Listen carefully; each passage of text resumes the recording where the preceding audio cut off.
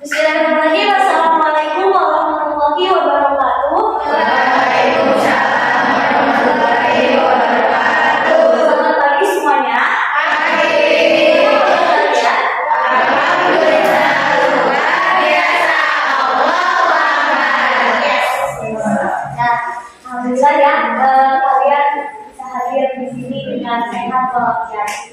Pertama-tama saya ingin bersyukur kita kepada Allah Subhanahu Wa Taala, Tuhan Maha Esa yang telah bisa menghadirkan kita di sini dengan sehat walafiat.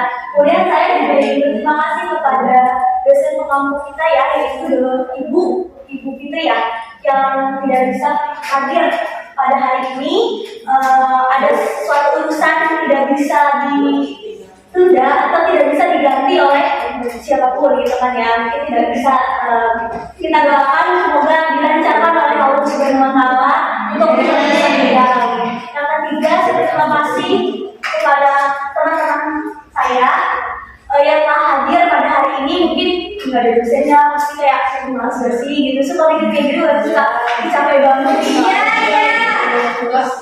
Kayak gitu ya masih. Tapi kalian sudah bersemangat, sudah mau buat cari ilmu. Insya Allah masalah korban, masalah sedih, materi penjelajahan. Siapa yang mencari ilmu dia cari ya. Sesungguhnya dia mencari surganya Allah. Kemudian saya di sini perkenalkan, saya sebagai moderator, yaitu sebagai presentasi di sini. Nama saya Dr. Fadia Semarani. Saya akan memperkenalkan rekan-rekan saya yang presentasi pula, yaitu pertama ada Putri yang bisa dipanggil dengan Putri. Yang kedua ada Najwa Ulia yang bisa dipanggil dengan Najwa. Dan yang terakhir ada Fauzia Iranda yang bisa dipanggil Zia. Di sini mungkin udah pada tahu ya, saya di sini akan mempresentasikan tentang landasan psikologi. Jadi mungkin kalian udah ada yang paham ya psikologi itu apa, ada yang mungkin pikir gini gak sih, psikologi kayaknya buat orang stres doang, ada yang mikir gitu gak sih? Ada yang mikir buat mempelajari orang-orang kayaknya kayak orang-orang tertentu doang kayak gitu. Tapi enggak, kita di sini psikologi itu apa ya, lebih mencakup kalian kenal sama teman kalian ya, itu namanya kita belajar psikologi. Kita mengenal karakter mereka, kita mengenal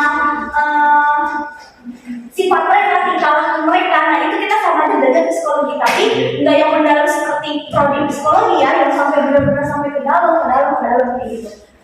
Terus ya kita sini mengenal psikologi ya, karena landasan apa sih yang tahu? Landasan dari yang tahu landasan apa? Dasar, asas, akar, fondasinya nih. Tapi di sini kita mempelajari yang dasarnya dulu. Kayak apa itu psikologi? Psikologi itu berasal dari kata Yunani, yaitu apa gitu ya, yang berarti jiwa. Dan logos yang berarti mau, kalau logos itu udah sering didengar ya di pertemuan kemarin, khusus saya kemarin itu logos sudah ada. Demikian berarti psikologi ini berarti ilmu yang mempelajari jiwa, seperti jiwa manusia. Dan ini diambil dari buku Educational Psychology. Di sini kita pelajari jiwa manusia. Kenapa sih kok kita ngambil prodi pendidikan guru sekolah dasar ngambilnya psikologi? Ada psikologinya, ada belajar psikologinya. Karena itu tadi kita mempelajari jiwa manusia, kita mempelajari anak-anak manusia kalau tapi mungkin kita bisa kendaliin gitu kan. Mereka manusia, mereka punya karakter yang berbeda-beda. Makanya di sini kita mempelajari jiwanya satu-satu. Ada yang anak minatnya baca, ada anak yang minatnya belajar dengan disebut, ada yang minatnya dengan sing, ada yang minatnya dengan dan lain-lainnya gitu ya. Ada yang lihat, ada yang dengar, ada yang suka menjelaskan gitu, melihat. Banyak lah dengan karakter. Ada yang suka dengan apa ya, anak peraga gitu kayak banyak ya, anak peraga gitu. Kalau peraga kan anak yang buat peraga gitu. Terus di sini kita belajar psikologi pendidikan, karena psikologi ini tidak hanya pendidikan yang kita belajar, tapi karena bersangkut dengan prodi yang kita ambil yaitu pendidikan, maka di sini kita ngambilnya ya psikologi pendidikan. Yaitu psikologi pendidikan adalah studi sistematis tentang proses dan faktor berhubungan dengan pendidikan manusia menurut Richard Clinton. Jadi pendidikan dan studi sistematis yang dimana pembelajarannya harus sesuai dengan karakter anak-anak yang ada di dalam kelas. Gak mungkin kan kalau anak-anaknya di dalam kelas sukanya bola, masa kita ajarinnya voli? Gak akan sesuai. Makanya di sini kita disuruh mempelajari psikologi karena itu untuk pembelajaran sistematis yang lancar, yang baik, yang sesuai yang kita inginkan gitu. Terus dan tentang proses-proses dan faktor-faktor yang berhubungan dengan pendidikan manusia. Dan itu kalau kita udah kenal tentang karakter-karakter anak, gitu ya, karakter-karakter anak ada kayak ini, kita akan tahu proses-proses ya. Sebelum kita mengajar, itu pasti kita akan membuat ya yang namanya bahan ajar ya, bahan ajar. Bahan ajar ini kita tahu di anak di kelas ini sukanya dengan alat peraga, maka kita akan membuat alat peraga. Nah itu kita mempelajari psikologi karena dia tahu karakter anak-anak di kelas, dia tahu karakter anak-anak di dalam kelas, dia pengennya apa, minatnya apa, bakat dia apa, lebih dia sukain apa gitu. Mungkin ada anaknya kan ada yang mungkin yang nanti kalau disini dulu mohon maaf, mungkin ada anak yang broken home atau misalkan ada anak yang orang tuanya sudah nggak ada gitu. Kan itu dia merasa pasti gurunya begini gitu. Kita harus tahu di mana masih perhatiannya ke dia gitu. Bukan hanya dari bakat dan minat aja, tapi dari perhatian kita ya. Misalkan ada anak yang benar khusus dia bandel, ini kenapa dia bandelnya? Kita harus nggak bisa kita membentak dia, kita nggak tahu bandel dia kenapa. Mungkin ada faktor dari rumah, mungkin ada faktor dari lingkungan kan itu. Nah terus ya dari proses ini aku cerita sedikit aja. Dulu aku kurang ngerti di Komodo, jadi setiap kelas itu beda-beda, karakter yang aku temuin itu beda-beda. Yang kelas aku ngajar nanti sama seorang kelas 3A itu dia lebih suka dengan listening, dengan dengar tapi dengan diwarnai. Jadi aku bawa kalau kelas itu bawa spidol. Spidolnya nggak hanya satu warna, ada warna biru, ada warna merah, ada warna hijau. Pokoknya aku bawa, itu aku bangga gitu. Dan aku juga ngajar kelas 1 SMP, ya. Kelas 1 SMP itu belajar produk itu apa kosakata itu susah, terutama susah. Tapi mereka lebih suka pakai alat peraga. Misalkan kayak buku, ini buku, gitu. Tapi pakai bahasa kita ini tuh buku. Gitu. Jadi mereka, oh ini tuh buku loh. Jadi kita udah tahu karakter anak-anak, kita menyampaikan ilmu, kita menyampaikan sesuatu itu lebih dihargai. Karena apa? Kita udah menghargai mereka dengan karakter mereka yang diinginkan. Ya, kemudian saya dilanjut oleh rekan saya yaitu Putri Amelia Zahra. Kepadanya waktu saya persilakan. Selanjutnya, landasan psikologi. Landasan psikologi itu suatu landasan yang dijadikan sebagai titik tolak dalam proses pendidikan yang membahas berbagai informasi tentang psikis dan jiwa manusia sehingga dapat mempermudah dalam pembelajaran. Oke, peranan psikologi pendidikan dalam proses belajar mengajar itu sangat penting. Kenapa sangat penting? Karena terutama bagi peserta didik ya, karena psikologi pendidikan dapat juga berperan sebagai bimbingan konseling dalam proses kegiatan belajar mengajar. Psikologi pendidikan juga dapat membentuk kepribadian yang baik. Sejalan dengan tugas kita sebagai pengajar, kita juga harus tidak cuma ngasih pelajaran, tapi juga memberikan bimbingan juga. Misalnya contoh, kita nggak cuma ngasih tugas-tugas aja ke siswa kita atau ke peserta kita, tapi kita juga memberi bimbingan atau cara menyelesaikan tugas tersebut kayak gimana kita bimbing gitu. Kalau misalnya kita bimbing, nggak mungkin ya bisa gitu aja. Terus psikologi pendidikan juga memberikan gambaran terkait karakter masing-masing siswa sehingga guru dalam melakukan proses pembelajaran akan mampu menjalin hubungan emosional yang erat dan baik. Jadi dengan adanya psikologi pendidikan, kita jadi tahu karakter masing-masing siswa kita kayak gimana. Misalnya siswa A ini siswanya pemalu, nah siswa B ini siswanya yang memang udah pede gitu dari sananya. Jadi kita tahu nih menghandle atau mengajar si siswa A ini supaya atau agar si siswa A ini jadi pede gitu. Nah, karena kita tahu karakter siswa kita, ini kan ada sejalan dengan waktu itu adanya terkait hubungan emosional yang erat dan baik dengan siswa dengan guru maupun siswa dengan siswa. Sekian dari saya, selanjutnya akan dijelaskan oleh Najwa. Jadi di sini ada faktor psikologis yang berpengaruh terhadap proses dan hasil belajar siswa. Yang dimaksud dari intelijensi atau kecerdasan itu sangat berpengaruh pada keberhasilan belajar yang dicapai siswa. Yang artinya semakin tinggi intelijensi seseorang, maka semakin tinggi prestasi yang dicapainya. Yang kedua, membentuk peserta didik yang perhatian. Misalnya, kita sebagai seorang guru menjadi tokoh yang menanamkan nilai-nilai tertinggi bagi siswa untuk membentuk suatu karakter yang baik. Yang ketiga, minat dan bakat. Minat suatu kecenderungan hati yang tinggi pada sesuatu tanpa suruhan. Misalnya, kalau si anak udah minat pada hal itu tanpa kita suruh, dia mau melakukannya. Bakat, yang dimaksud bakat tuh kemampuan bawaan siswa yang berupa potensi yang masih harus dikembangkan agar mencapai kecakapan, pengetahuan dan keterampilan khusus. Yang keempat, pematangan dan kesiapan. Pematangan dalam pertumbuhan dan perkembangan siswa di dalam kelas. Kesiapan seperti kondisi fisik, mental, dan emosional siswa untuk belajar di dalam kelas. Ya. Nah, kemudian kita masuk unsur pembelajaran psikologi yang dapat diterapkan di dalam pembelajaran di sekolah dasar. Yang pertama itu ada karakteristik. Di mana karakteristik anak-anak itu ada yang berbeda-beda, ada yang cerdas, ada yang mungkin dia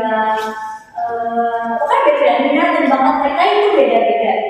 Terus karakteristik setiap kelas, setiap anak, laki-laki, perempuan,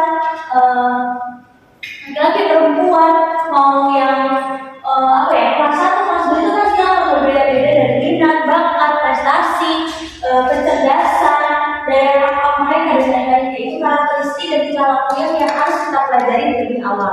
Terus yang kedua, keberagaman gaya belajar. Keberagaman gaya belajar ini ada 3 yang disebutkan dalam buku Al-Tarbiyah atau pendidikan yang dikarang oleh Imam Jamal Siga itu. Yang pertama itu beragam belajar itu, yang pertama itu ada yang namanya dengan alat peraga. Alat peraga ini kita memakai alat peraga karena lebih memudahkan anak-anak untuk mengetahui sesuatu yang kita jelaskan. Terus yang kedua yaitu dengan listening. Listening di sini mungkin ada yang lebih suka mendengar dengan menyanyi dan sebagainya. Terus yang ketiga yaitu ada yang namanya itu melihat seperti yang menjelaskan seperti dulu pada biasanya menjelaskan kepada murid-muridnya. Tetapi kenapa yang ketiga ini jarang sekali dipakai, karena kalau untuk sekolah dasar itu lebih suka dipakai lebih ke listening dan alat peraga, karena mereka lebih cepat menangkap dengan cara bermain, dengan cara kelompok, dengan cara terwujud pada pembelajaran. Kemudian dilanjutkan oleh rekan saya yang Fauzan Biran. Selanjutnya ada tujuan mempelajari psikologi pendidikan. Nah, tujuan dari mempelajari psikologi pendidikan itu ada 5. Yang pertama, mengetahui perkembangan individu. Jadi salah satu keuntungan kita mempelajari psikologi pendidikan itu kita bisa tahu perkembangan si peserta didik, mulai dari karakternya, sifatnya, sikapnya, dan sifatnya juga. Karena di usia 7 sampai 11 tahun itu peserta didik itu dapat pemahaman lebih tentang perkembangan mental, dan mereka juga di sekitar 7 sampai 11 tahun itu tuh udah bisa berpikir secara logis, beda dengan usia 2 sampai 6 tahun. Pikiran mereka tuh masih abstrak, belum bisa berpikir secara logis. Lalu yang kedua itu mengendalikan perilaku menyimpang. Jadi setiap orang itu kan memiliki 2 sisi ya, ada sisi baiknya dan ada sisi buruknya. Kalau sisi baiknya itu kita udah nggak perlu lagi Karena siapa sih guru yang gak suka punya anak murid yang baik, anak murid yang cerdas, anak murid yang punya karakter itu baik. Nah, yang perlu diperhatikan itu adalah ketika punya anak murid yang sisi buruk. Ada anak murid yang bandel, anak murid yang suka diatur, anak murid yang suka berantem, itu kan pasti bikin guru-guru pada pusing kan. Nah, di sini juga peran orang tua dan peran guru juga itu sangat penting untuk mengontrol mereka. Selanjutnya ada mengetahui pola pikir. Karena kemampuan pola pikir itu kan gak bisa dibentuk secara cuma-cuma ya, harus ada dasarnya. Daripada nanti kita salah kan, makanya kita harus mempelajari psikologi pendidikan supaya nggak salah arah. Selanjutnya ada merumuskan desain pembelajaran. Nah, setelah kita tahu nih pola pikirnya, gaya belajarnya seperti apa, kita tuh udah bisa merumuskan desain pembelajaran yang mau kita terapkan ke peserta didik itu seperti apa. Seperti yang sudah dijelaskan oleh Afifah, nggak semua peserta didik itu mempunyai karakter yang sama, pasti berbeda-beda, dan pembelajaran ini juga pasti punya cara-cara tersendiri. Dan ketika model pembelajaran itu tepat dan sesuai bagi peserta didik, maka hasil belajar mengajarnya pun akan sesuai dengan apa yang kita inginkan. Pasti kita senang kan kalau misalkan peserta didik kita tuh gampang menyerap apa yang kita jelaskan, mereka mudah paham, itu pasti kan kita ada rasa bangga tersendiri sebagai guru. Selanjutnya ada evaluasi dan bimbingan. Nah, dari tujuan di atas nih, dari mengetahui perkembangan individu, mengendalikan perilaku menyimpang, mengetahui pola pikir, dan merumuskan desain pembelajaran, pastinya ada perubahan dari peserta didik itu. Yang tadi karakternya emosional, nah nanti setelah dia belajar psikologi pendidikan, dia lebih sabar. Intinya perubahan itu tuh menjadikan mereka lebih baik lagi. Dan di sini setiap guru juga ya punya peran penting gitu loh untuk membimbing mereka, setelah dikatakan evaluasi dan bimbingan bagi mereka, memberikan pencerahan untuk mereka, seperti itu. Sekian penjelasan dari saya. Baik, kita masuk kepada sesi tanya jawab. Yang ingin bertanya, angkat tangannya kembali ya. Angkat tangannya.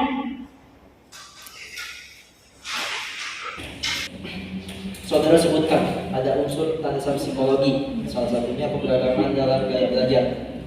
Nah, pertanyaan saya, bagaimana cara kita sebagai guru nantinya dalam memfasilitasi keberagaman gaya belajar di kelas? Misalnya, ada gaya belajar auditor, ada gaya belajar visual, ada yang kinestetik, dan lain sebagainya. Nah, bagaimana caranya supaya keberagaman itu dipadukan menjadi satu kesatuan kegiatan pembelajaran, sehingga semua siswa dapat memahami materi yang disampaikan oleh guru, meskipun dengan kondisi gaya belajar yang berbeda-beda.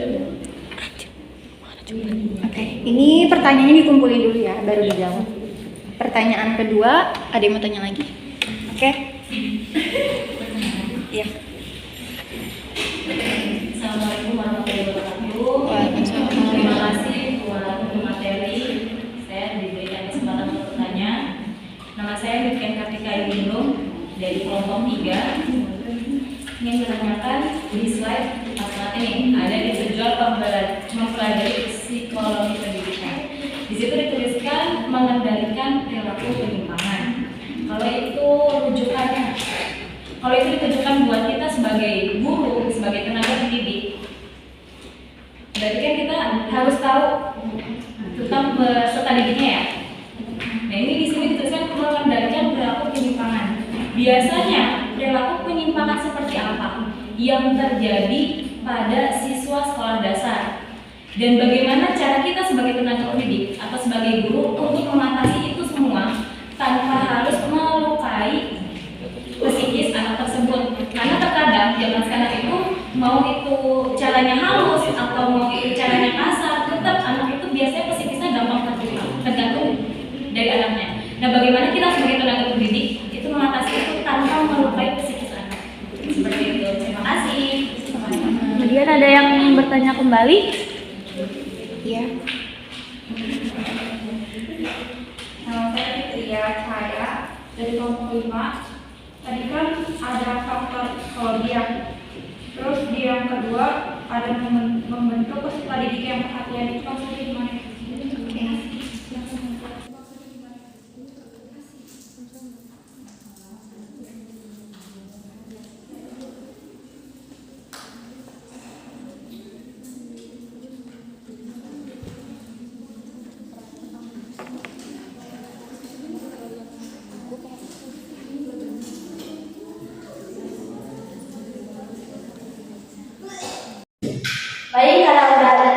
pertanyaan yang ditanyakan oleh para teman-teman saya di sini, maka saya akan menjawab pertanyaan pertama yaitu dari Henry. Yang pertama itu adalah cara sebagai guru dalam memfasilitasi keberagaman gaya belajar. Nah, di sini memfasilitasi di sini itu kan banyak yang tadi saya sebutkan bahwa banyak dengan cara audiovisual, ada yang lewat gambar, ada yang lewat alat peraga dan sebagainya. Itu ada di sekolah-sekolah dasar dan pemerintah sendiri itu sudah menyiapkan untuk sekolah-sekolah dasar dan sekolah-sekolah lainnya yaitu database di sini bisa diambil untuk kegiatan belajar dan belajar.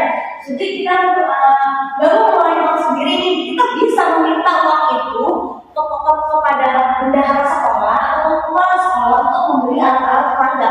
Misalkan ingin membeli sesuatu yang unik untuk anak-anak, itu boleh. Terus yang kedua, ada yang mau beli lebih suka listening itu kan berarti audio visual, berarti itu bisa untuk membeli speaker, itu juga bisa. Itu uangnya diminta aja oleh bendahara sekolah. Itu uangnya itu jatuh dari langsung dari pemerintah langsung. Terus bisa juga dari dari guru itu sendiri. Guru itu sendiri itu lebih kreatif, misalkan membawa dengan alat-alat ini. Boleh nggak? Itu boleh banget dan sangat baik karena jiwa keguruan. Dia itu muncul jiwa ingin jadi pendidik, mengantarkan anak-anak menjadi orang-orang yang sukses, mengantarkan anak-anak menjadi orang-orang yang hebat. Saya tuh nggak mau pakai uang pemerintah, dia saya pakai uang sendiri, lama atau apalah segala macam kan, ada yang kayak gitu. Nah itu boleh pakai uang sendiri, boleh. Kalian misalkan misalkan membawa suatu alat peraga seperti pelajaran IPA ya, misalkan membawa tanaman atau segala macam kan. Ada juga cara ketiga yaitu dengan cara anak bawa sendiri. Tapi itu harus dibicarakan dengan anaknya. Misalkan anaknya ini suka dengan alat peraga, kita tanyakan, kalian mau bawa apa ibu yang akan bawa? Oke, sekarang ibu kita mau bawa sendiri biar aku bisa, boleh. Tapi kalau ada anak yang nggak bisa, anak yang nggak mampu, jangan untuk dipaksakan. Karena kenapa? Kita tidak boleh memaksakan seseorang yang tidak mampu. Gitu. Oke? Nah, cukup sekian ya dari penjelasan saya. Gimana Henry? Sudah paham? Oke, kalau sudah paham, saya beralih pada pertanyaan kedua yaitu dijawab akan jawab oleh Komisi Yudhiyantha.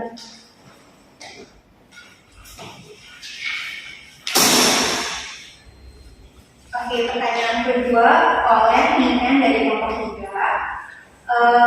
Perilaku penyimpangan seperti apa yang biasanya sering terjadi di MS sekolah dasar? Dan bagaimana kita seorang guru harus bertindak tanpa melukai psikis anak tersebut? Oke, jadi bisa kita lihat ya bahwa perkembangan mental anak-anak di era globalisasi ini, khususnya di anak sekolah dasar itu, di usia sekitar 12 tahun itu kan, kalau usia 12 tahun itu kan anak kelas 6 SD ya. Nah, coba deh kalian lihat di jalanan itu banyak banget anak SD yang sudah punya pacar, yang jalan berduaan sama cowoknya, bukan bareng-bareng tapi hanya berduaan. Itu tuh termasuk ke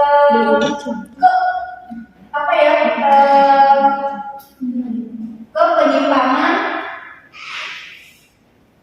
ke perilaku menyimpang. Karena di usia 12 tahun atau di sekitar kelas 6 SD itu, mereka itu usia di mana proses menuju remaja. Akan tetapi di usia tersebut itu dia tidak menunjukkan kepolosan anak-anak yang hendak menuju remaja. Misalnya seperti pacaran, sedangkan di usia mereka itu belum diperbolehkan oleh orang tuanya mungkin ya. Bahkan bukan hanya di anak sekolah dasar, tetapi ada SMP, SMA yang bahkan belum diizinkan oleh orang tuanya untuk berpacaran. Dan banyak di antara mereka juga yang sudah mempunyai pacar, tetapi sudah merasakan yang namanya patah hati, putus cinta, dan galau. Nah, itu berdampak negatif pada perkembangan mental dari si anak tersebut.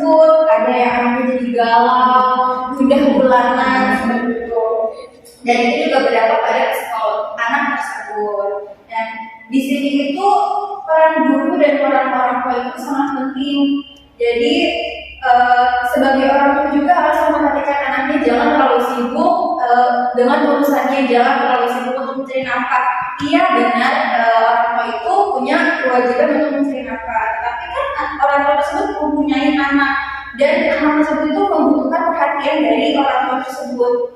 Dan kita sebagai guru itu harus bisa mendidik mereka, memberi arahan kepada mereka kalau ini tuh gak baik loh, ini tuh kurang baik untuk dilakukan di anak sekolah dasar. Nah, bagaimana kita seorang guru harus bertindak dalam mengedukasi anak tersebut? Di sini itu bukan hanya peran guru yang penting, tapi peran orang tua yang penting, karena jam mereka di sekolah sama jam mereka di rumah itu lebih banyak jam mereka di sekolah, jam mereka di rumah misalnya. Jadi peran orang tua itu sangat penting. Ketika di sekolah mungkin ia diberi arahan oleh gurunya, tapi kalau di rumah ya udah itu sisa orang tuanya aja. Bagaimana orang tua itu mendidik, bagaimana orang itu memberikan perhatian kepada mereka, seperti itu. Dan peran guru yang pertama itu berkomunikasi dengan siswa, berkomunikasi juga dengan orang tua. Dan jadi guru dan orang tua itu harus saling harus saling bekerja sama. Jangan jangan dijomplang gitu, ibaratnya peran guru yang lebih penting, peran orang tua yang lebih penting, itu enggak. Peran kedua orang tua dan peran guru itu sama-sama penting. Jadi nggak boleh ada yang berbeda. Selanjutnya, membuat ruang BK nyaman. Jadi banyak anak-anak itu yang takut ke ruang BK karena ruang BK itu terlihat menyeramkan. Di ruang BK itu anak-anak itu banyak yang diomelin, banyak yang ditegur, banyak yang dihukum segala macam. Nah, kita buat ruang BK itu terlihat nyaman. Banyak cara supaya mereka itu salah, tapi mereka itu mau masuk ruang BK gitu. Oke, banyak banget cara yang bisa kita lakukan sebagai seorang guru. Yang ketiga ada menjadi pendengar yang baik. Kalau misalkan kita punya masalah terus ada yang mendengarkan, terus itu kita merasa ada yang dengerin aku, jadi beban aku tuh terasa ringan gitu, karena aku udah bisa ngeluarin isi hati aku, ngeluarin semua masalah aku ke dia gitu. Jadi menjadi pendengar yang baik itu sangat penting banget bagi seorang guru, karena nggak semua orang, nggak semua peserta didik itu mau mengeluarkan isi hatinya. Banyak banget anak-anak yang yang pendam masalah dia, jadinya itu berpengaruh ke psikolognya. Jadi mendengar itu sangat penting.